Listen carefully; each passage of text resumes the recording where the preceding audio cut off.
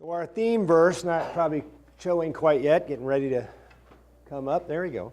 1 Timothy 1:15, the saying is trustworthy, deserving of full acceptance, that Christ Jesus came into the world to save sinners, of whom I am the foremost. This morning, what is the point of life? And this question that is asked in Ecclesiastes 3, what gain has the worker from his toil? Now, at first blush, that might sound like just somebody who has a job that gets, paid for something. But the worker that he's talking about here is really everybody. The task that everybody has to be busy with in life. God created the world, created us in the world, and gave us jobs to do. He didn't create us in such a way that we can just sit back and have somebody feed us.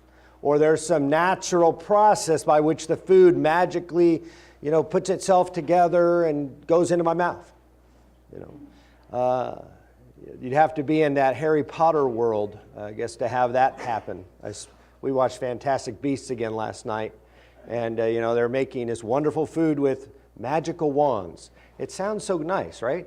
Instead of actually cooking over a hot stove, instead of actually cutting everything up, instead of actually doing all that work. Well, that's human beings' imagination of what, could be. How could we make it easier on ourselves? And even then, we don't really make it easier on ourselves. We always figure out some way to make it difficult on ourselves or others. But the question he's asking is really, what is the profit of actually living and doing the work of being a human being? And is there a profit of that? What's the point of this life? Is it to profit from life? Is that the end result? Some people, you see bumper stickers, he who dies with the most toys wins. Wins what? They don't get to take any of it with them. And if they go on to meet their God, is God going to say, well, you won. You had the most stuff. Well, most of us who have really read the Bible realize that God isn't going to say, well, you had the most stuff, therefore you win. That's not God's way of measuring profit, gain.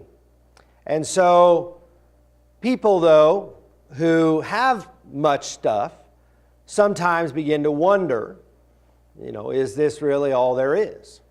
Or, begin to think about, what is this rat race we're kind of running? It feels like sometimes life is about being on a treadmill and you just kind of keep doing the same things over and over again.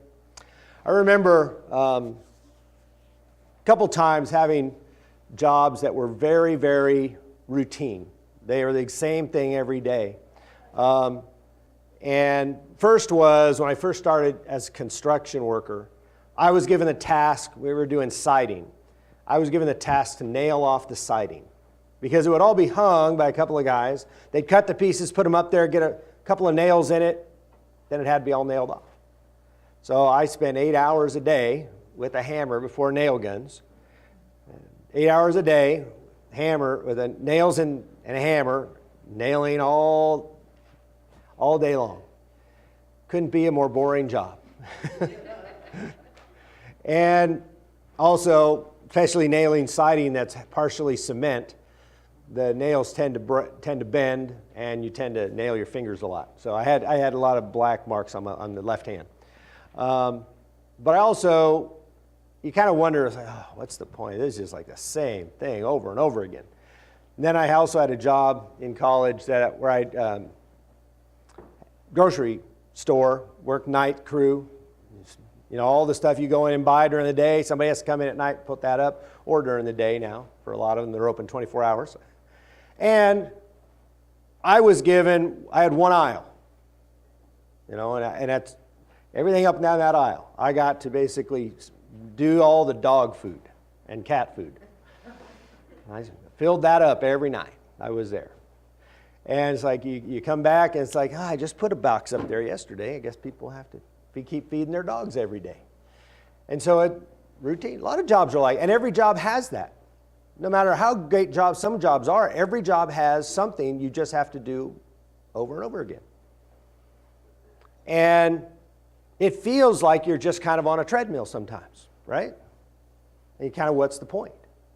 Now, we're going to go through a bit of Ecclesiastes because, and I've talked about this, a lot of my lessons are geared around they're really geared around evangelism, but sometimes, like this one, it's about ways, these are passages and places you could go with other people. When people are having that kind of point in their life, they're like, I just feel burned out, don't know what the point is. The book of Ecclesiastes is a book that really answers that issue of life. And people have it. People had it thousands of years ago. They have it now. They're going to have it for as long as, there is the world that we live in. Because there are tasks God has given us to be busy with. That's actually the word, how it's phrased. Or not, I'm not quoting, but he's talking about he's given us tasks to be busy with. He's given us busy work. How many times have you ever maybe given your child busy work? Do this. And we're all smiling. Parents, the kids all smiling because they know you've done it. Even managers sometimes have given employees busy work. Because you didn't really have something else for them more important. So he's like, got to keep them busy. So you give him something to just keep doing. And it happens all the time. That's part of life. Some of it is just a part of living. And so, in this particular book of Ecclesiastes, it tells us that it's written by the preacher. He was king in Israel, the son of David.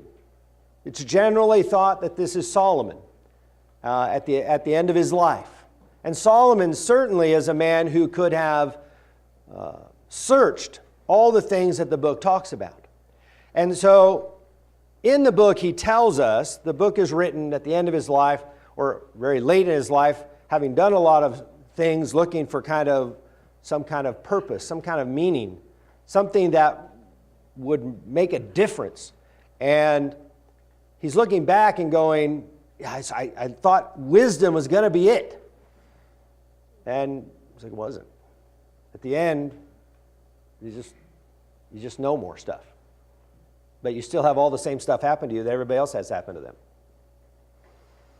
And in fact, he tells us that in verse 18 of this passage, in much wisdom is much vexation, and he who increases knowledge increases sorrow. We might say, and it's kind of a proverb that people say sometimes, ignorance is bliss. He said the opposite of that. He said, wisdom, you get frustration and sorrow. The smarter you are, the more you know, the more you're going to be frustrated and sad because things aren't the way they always should be or ought to be. You're going to know that. And he finds out that, as he says here, I applied my heart, this is at verse 13, I applied my heart to seek and to search out by wisdom all that is done under heaven.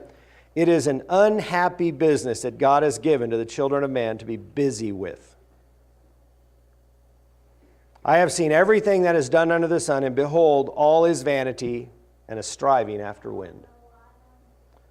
Vanity means that it's essentially empty. There's no real point. And he said, it's like striving after wind. Let's say, we know when wind is happening, don't we? We put flags up, we can see the flag, we can feel it in our face. But if we were to grab wind, it would cease to be wind, wouldn't it? Because wind isn't anything but the movement of air. But if we seal it in some way, it ceases to move. So we can't grasp wind. We can't grab it. It's an impossible task. And so he's telling us that wisdom, and I want to back up just a hair. He is talking, I didn't talk about the very first part of the book, but he's talking about life under the sun. He's just talking about life on earth. He's not talking about a greater meaning. He's just talking about what's the great thing of just living here on this earth. Well, just being smarter and wiser than everybody else. No, same things happen to the smartest people in the world as it happened to the least intelligent of people in the world. Everybody's going to die, you know. And so sometimes human beings, usually when human beings are feeling like that, caught in a rat race, caught on a treadmill, feeling like things are pointless, feeling like it's just the same thing over and over and over and over again. What's happened to us, and it happens to Christians too, doesn't it? We've stopped thinking about the beyond. Our mind and our head are not on the heavenly things and the heavenly places. They're not on God. They're not on Christ. They're not on what is this busy work doing for others. We're not thinking about, we're just kind of like, I just keep doing the same thing and we keep having the same exact problems. You know, you want to grow, you want to change, but and then somebody new comes along. I think this happens to churches sometimes. Churches want to be a place where the church is growing and getting better and getting stronger, but the more it does that, and the more it goes out there and teaches other people who come in, you have to start all over again with them.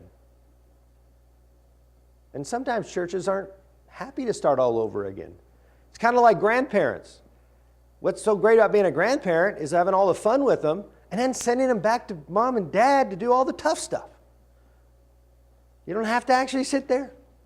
You don't have to you have to get up in the middle of the night with them and say, hey, mom and dad. Except when you have them for those few days. It's always nice being able to send them somewhere else. Well, life kind of gets us in that position at times, feeling like, what's the point? It's just not mattering. It just isn't, nothing is changing. It's all the same thing over and over again. And that's the feeling he had. So he kind of, in chapter 2, talks about, he said, I said in my heart, come now, I will test you with pleasure. Enjoy yourself. But behold, this also was vanity. I said of laughter, it's mad, and of pleasure, what use is it? I searched with my heart to cheer my body with wine, my heart still guiding me with wisdom. And so he makes that aside. He said, I was still being wise about how I went about it. But he said, and how to lay hold of folly, just being kind of foolish. And he said, till I might see what was good for the children of man to do under heaven. It's kind of like people get in their minds like, yeah, I just want to have fun. Right? Isn't that what girls want? Just want to have fun. And you turn it out, let's say you're in a position of life that you have everything taken care of, and you just want to have fun. And you spend every day just searching for fun. Are you going to find some point and some meaning? No. At the end of it, you're going to still, like Solomon did, you're going to go, it's kind of empty. It's the same party again, the same stupid stuff again, and it's just the same foolishness again. And he says, this isn't filling me up. I'm still feeling empty after it. And so he searched with work. He says, some people are like, wow, just got to get out there and work. You know, my purpose is I'm going to work. I'm going to work hard, and I'm just going to do stuff. I'm going to work. And so he says, starting in 2:18, I hated all my toil in which I was toiled under the sun, seeing that I must leave it to the man who will come after me. So he says, listen, I'm working and I'm toiling and I'm accumulating stuff, and all I'm going to do is leave it to somebody else. He says, and who knows whether he will be wise or a fool? Yet he will be a master of all for which I have toiled and used my wisdom under the sun. Now, there's a little implication there. I don't know if you catch it. He says, I'm going to leave it to somebody else. I don't know if they're going to be wise. I don't know if they're going to be a fool. Masters of stuff are often fools. We make the mistake of thinking people as a master, they're in a position of great position of authority, and we think, oh, they just got to be so smart and so wise. But the truth, it's not accurate. Lots of people rise up from age and experience and opportunity, and they rise up into positions where they really don't know what they're doing. That's not uncommon, that's common. And that's why he's saying, he's like, chance person's going to be a fool. He's going to be master of all of it, but a fool. And he says, this is just a great vanity. He says, so I turned about and gave my heart up to despair, to over all the toil of my labors under the sun, because sometimes a person who has toiled with wisdom and knowledge and skill must leave everything to be enjoyed by someone who did not toil for it. This also is vanity and a great evil. What has a man from all the toil and striving of heart with which he toils beneath the sun? I sometimes wonder if that little passage, of leaving it to people who didn't work for it is vanity and great evil. Why sometimes people who have accumulated great wealth don't leave it to their children. Give it away. I have a great-grandfather who did that. My grandfather on my father's side ended up growing up very poor. Dust Bowl of Oklahoma, moved out west during that period of the Depression. But his father had been very wealthy. And he owned big parts of Texas, actually mostly part of Dallas now. He owned a big part of what is Dallas, Texas today. He decided to gave it to the state of Texas when he died. And I assume probably why. I don't know if that was good or a bad thing. Solomon's saying, and that's not uncommon. Bill Gates is doing it. So he's going to give his children a little bit, but he's giving most of his wealth away. So is Warren Buffett.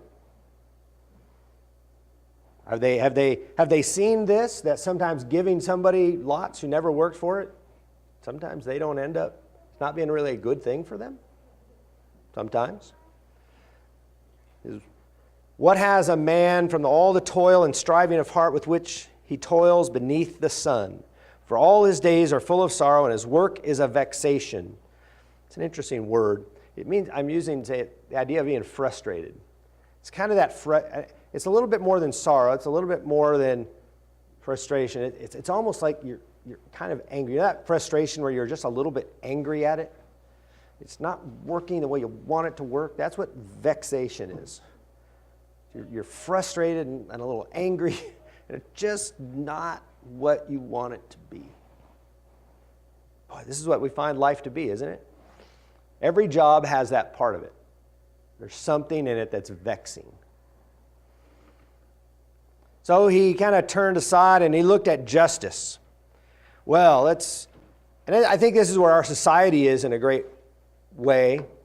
A lot of people in our society, we just want everything to be just. Everybody's got to get justice, and everything has to be completely fair to everybody. Is that going to happen? Probably not.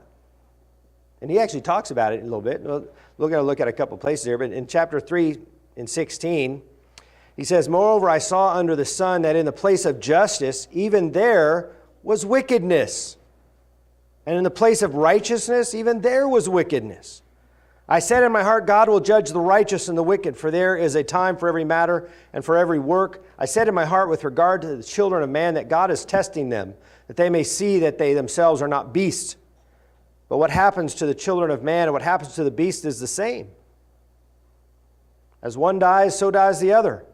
They all have the same breath, and man has no advantage over the beast, for all is vanity. All go to one place, all are from the dust, and to dust all return. Who knows whether the spirit of man goes upward, the spirit of the beast goes down into the earth? So I saw there is nothing better that a man should rejoice in his work, for that is his lot. Who can bring him to see what will be after him? We'll talk about what your lot is in a little bit. Understanding the situation you've been born into. And accepting it and dealing with it the best you can. Because everybody has been dealt. We've all been born into a particular family, to particular people, in a particular place, at a particular time. Well, God has had people born, in some of the most difficult places in Africa. If you were born there yesterday or this week, is your life going to have the same opportunities as somebody born in America this week? Don't know. Probably not. But can you accept the situation you've been born into and do the best with it? He actually tells us that that's part of learning to be joyful, is not looking at somebody else and going, I wish I had what they had. And just being content with what you have. Go to chapter 5. I want to go to 5 real quick. Because he mentions something that I think is important for us to just remember. If you see in a province the oppression of the poor and the violation of justice and righteousness, do not be amazed at the matter. It's like, oh, we're just so shocked. I think people, when all the emails that were hacked by Hillary Clinton and published, and you find, okay, high officials were kind of, hey, I'll do this if you'll do that, and kind of working deals that maybe are not always appropriate and right. And you go, I think for most people probably who are older, they went, oh yeah, that's kind of the way it's always been. But for younger people, like, I can't believe it. Well, more than like 3,000 years ago, Solomon told us the same thing. He said, the high official is watched by a higher, and there are yet higher ones over them. But this is a gain for a land in every way, a king committed to cultivated fields. He said, it's really great when you have a leader that wants everybody's fields, to be worked. But he's going, don't be amazed that there's oppression and violation in places where there ought to be righteousness and there ought to be justice, that high officials are kind of watching over one another, taking care of one another. Because that is what happens. People take care of one another in the circles they know. We call it now networking. People talk about if you really want to get a job, you got to network. If you lose a job, you want to have lots of people you know, because the best way to get another job is a network. Somebody else you know. It can help you find a place to get in. Well, we don't think it's any problem finding jobs, but it's the same kind of thing happens for those people who have greater power and great authority. They're helping one another find opportunities. And sometimes in situations and times where it's kind of illegal, not right and not just, but it happens. We shouldn't be shocked by it. That doesn't mean we don't try and stop it when we find it. We don't try to prevent people from doing it. But we shouldn't be shocked by it. That's life in this world. And so he looked for just accumulating stuff. In chapter 4, he saw that all toil and all skill and work come from a man's envy of his neighbor. So he looked at his neighbor and goes, oh, look what my neighbor has. Look at all the stuff, great stuff he has. I want that stuff. And he goes, that's vanity. He goes, that's empty. Just wanting what everybody else has. Turns out, it's like the grass always looks greener on the other side. When you look at grass from a distance, it all looks green. Then you get over on it and you see, okay, it might be kind of patchy and not look that great from the view above. But when you look into your neighbors, it looks so great. And then you get it and you go, wow, I got to keep doing this much work for it? Can I get some AstroTurf? And so accumulating stuff turns out to be hollow. And so he goes on, he says, the fool holds his hands, eats his own flesh. Better is a handful of quietness than 2 hands full of toil and striving after wind. So you accumulate, you got both hands full, but still empty. He says, again, I saw vanity under the sun, one person who has no other, either a son or a brother, yet there is no end to all his toil, and his eyes are never satisfied with riches, so that he never asks, for whom am I toiling and depriving myself of pleasure? This is also vanity, an unhappy business. So some people accumulate, and at some point in their life go, why am I accumulating all this stuff? Who did I do this for? I've mentioned before, my uncle, I have an uncle who, my mom's brother, he grew to be pretty wealthy in his business that he had created. Had a lot of design patents in the field of cabinetry and especially formica work and things. But he, at the end of his life, he had no children of his own. He had some stepchildren, the woman he had married, but he didn't leave anything to them. Took care of my mom a bit and gave away most of his $3-4 million of stuff to a lot of people who were strangers to his family. People who had been nice to him right at the end of his life. Okay, take my house on the lake. Another neighbor, you can have the other house on the lake. And he didn't have anybody at the end of his life.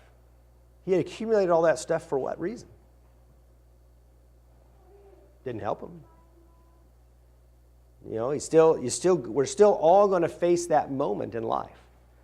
And so when you look at all this stuff and you just look at under the sun, it can get a little deflating and feeling like, just want to give up. And for people who face kind of that idea of depression, I think this book can often speak to that. And having been in those situations myself in my life, the book kind of resonates. It almost sounds like somebody who's depressed. I don't think it's really depressed so much now as I used to. I think it's just more looking at it and going, just kind of throwing his hands up going, no matter what I do, it doesn't really change. Got the same situation happening again and again. So why would God give us busy work that why would he give us shelves that just have to be stocked every day? Think about it that way. Why would God give us things to just keep us busy? Doesn't he have the power to simply just feed us? Of course he does. In fact, he's told us that's actually the concept and idea of heaven. We don't need to eat. We don't need anything. We don't need a light. We don't have to go buy light bulbs. Make sure we make enough money to buy light bulbs so we can put them in our lamps. I got to buy a lamp because the lamp just broke. I don't have to do any of that. God can provide everything we need. So there's got to be some reason he's given us some busy work for a while. Think about why you have given children busy work. Or why you might have given an employee busy work.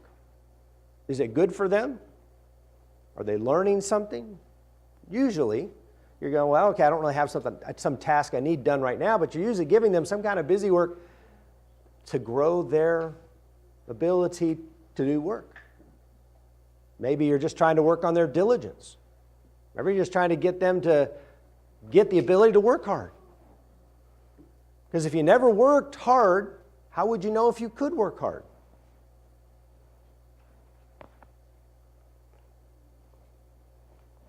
How about just a love of wealth? It's like, oh man, it's just so great to be wealthy. I think my uncle had told me once years ago, he said, it's not that you don't have sorrows when you're wealthy, it's just easier to be wealthy than to be poor. And he had been poor. My mom's side of the family had grown up incredibly poor. He started working in 3rd grade because his father died, and he never went to school after that. He knew what it was like to be poor and have a third grader have to go to work, try to pay bills to provide for a family. So he'd been through that.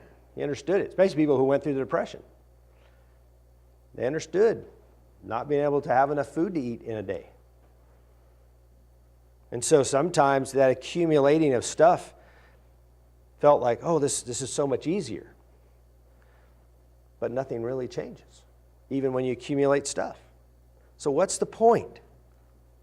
Solomon's conclusion when he searched in all these ways is he said, so I hated life because what is done under the sun was grievous to me, for all is vanity and a striving after wind. He actually tells us that conclusion at the beginning in chapter 2. He goes, I searched and I kind of, what's kind of the point of this life under the sun? And he goes, it's kind of all empty. It's just a big treadmill. It just kind of keeps going over and over and over again. So what is the point? He doesn't leave us without a point. He tells us a point. He actually tells it quite a bit along the way. But he tells us that God gives gifts. And he gives gifts to those who please him.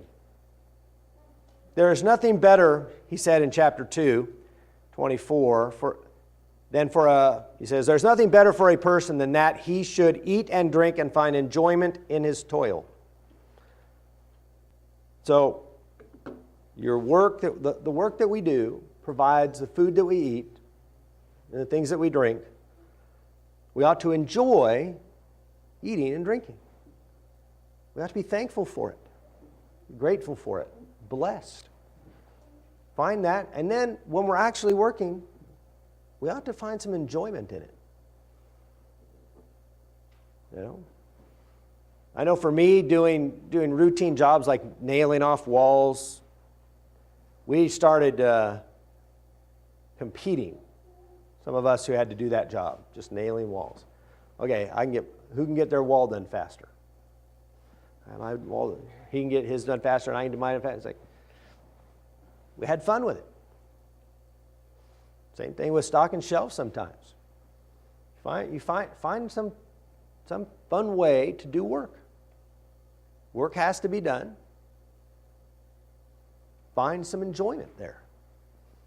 He says, this also I saw is from the hand of God. For apart from him, who can eat or who can have enjoyment?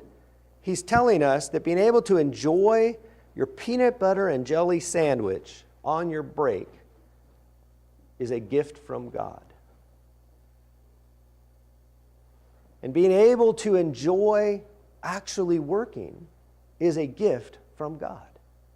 And a lot of times we don't think about that, especially when we're younger, we don't think about that until maybe something happens in life and all of a sudden you can't work. And maybe you're really unable to do anything. And you find how much you miss being able to do stuff. Because being able to work is better than not. And so he says, for to the one who pleases him, God has given wisdom and knowledge and joy. But to the sinner he has given the business of gathering and collecting only to give to the one who pleases God. This is also vanity and a striving after wind. He tells it, he goes, you know what? What tends to happen? The one whom God blesses tends to be the receiver of all that good stuff. The people who keep practicing in sin, people who keep walking in the worldly ways and who are just trying to accumulate or trying to get wise, they end up accumulating stuff and giving it to people whom God blesses. Now, Ecclesiastes 5:19, he said, everyone also to whom God has given wealth and possessions and power to enjoy them and to accept his lot and rejoice in his toil, this is the gift of God. God is trying to help us understand that regardless of the situation we've been born into or we have in our life, if we can learn to accept what we have, where we are, what we've been given, the situation we're in, and to rejoice in just working. And I don't mean having a job that pays. I think this is one of the great problems we've had. And I'm thinking about, whenever we talk about toil, labor, working, usually what we think of as Americans is something that has a paycheck attached to it. And that's not what he's talking about. Toil and labor and work is doing the laundry. It's cooking dinner. Right? Those things are work, aren't they?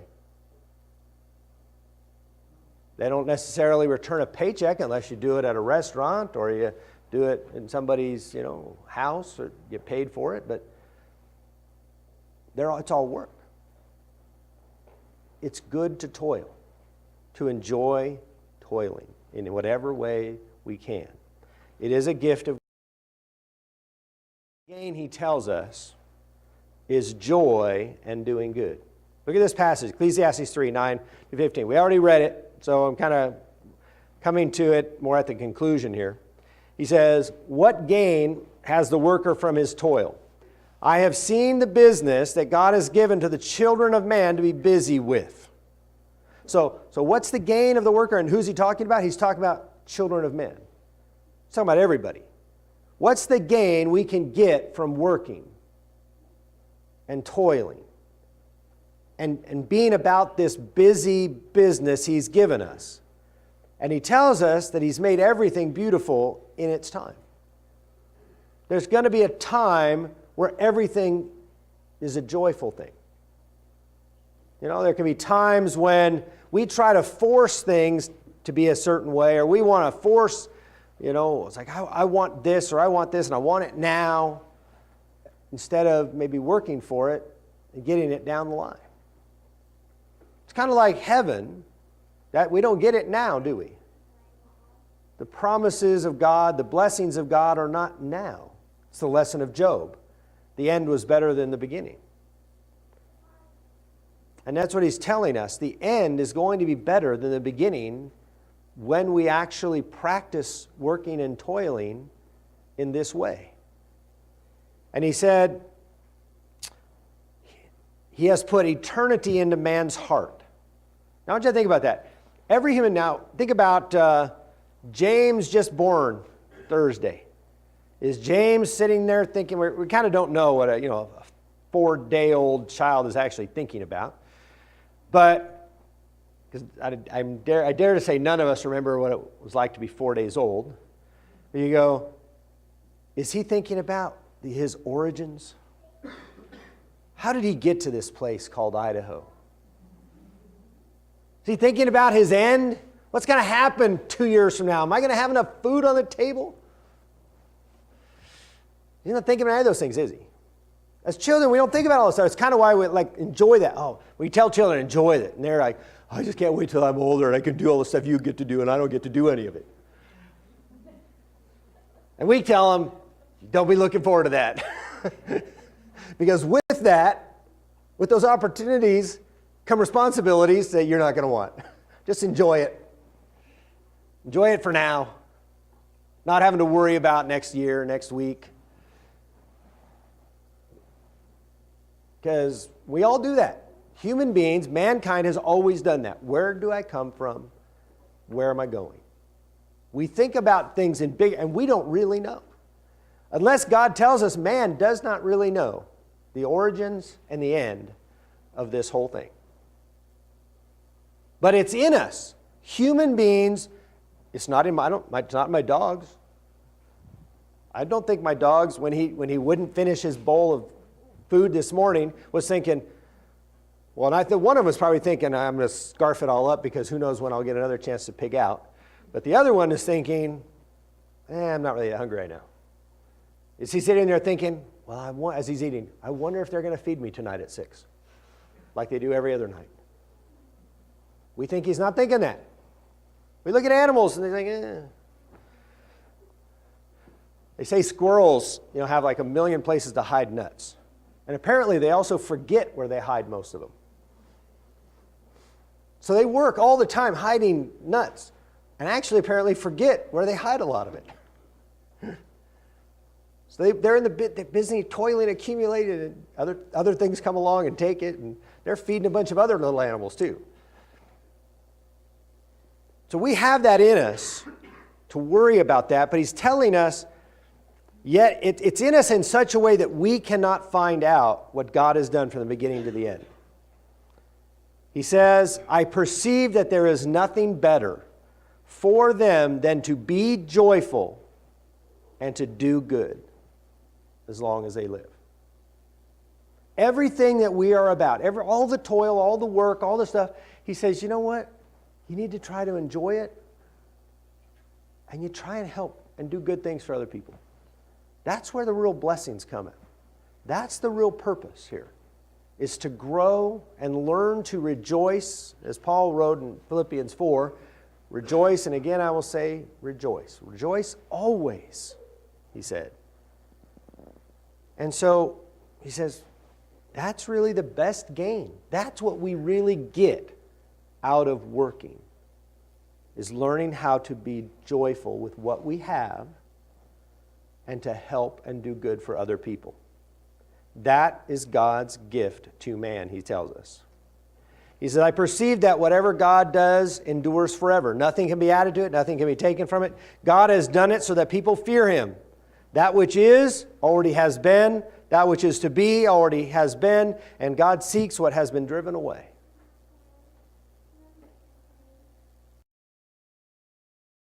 Rejoice and remember God, he says. Ecclesiastes chapter 11 and verse 9. Rejoice, O young man, in your youth. You're young. Enjoy it, he's telling us. Let your heart cheer you in the days of your youth. Walk in the ways of your heart and the sight of your eyes. You know, when you're young, you're growing up, and you're 10 years old, you don't think about, my joints hurt, my aches hurt. You just get up and you go do whatever, and you get tired and you lay down. He says, enjoy it. Walk in the ways of your heart and the sight of your eyes. But know that for all these things, God will bring you into judgment. So as you do all of that, understand that there is a judging after. That there is I'm going to tell you whether that was okay or not to walk in. So follow your heart as long as you're understanding that where your heart leads also has judgment. What you do has judgment attached to it. Walk in that way. Ecclesiastes 12:1, remember also your Creator in the days of your youth, before the evil days come, the years draw near, of which you will say, I have no pleasure in them. One of the things that I've noticed, especially the people around me who have gotten older now, my folks and my aunts and uncles and all of that generation who are passing away, I've noticed two things. That they either tend to be grumpy old men or happy old men. That there's not kind of a middle thing. That they tend to go to one extreme or the other. I don't know if you guys have noticed that. It seems like, and people, I think, without God, without a concept that I'm still going someplace even better, I think they get kind of like, life stinks, and people stink, and everybody's, get off my lawn. Right, Ben?